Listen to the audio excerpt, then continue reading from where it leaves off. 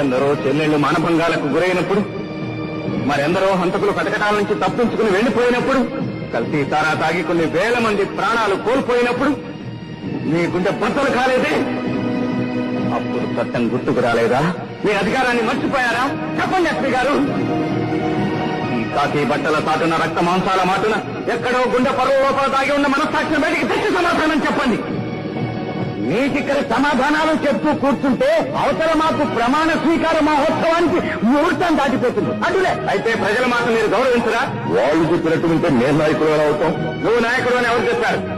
కళ్యాణ్ తగిలించినంత మాత్రాన గాడితో గొడవ అవుతుందా? తుఫాను ముందు సముద్రంలా గంభీరంగా ఉన్న ఈ ప్రజా సమూహాన్ని తక్కువగా అంచనా వేయ కోటేశ్వరరావు. నిన్ను మించిన రాజాదిరాజులే ప్రజల తిరుగుబాటుకు లొంగిపోయారు. రవి అస్తమించిన బ్రిటిష్ సామ్రాజ్యవాదులే చీకటి పాటుకు పారిపోయారు. నువ్వెంత పర్వతంలో పరమాణువు లాంటి వాడి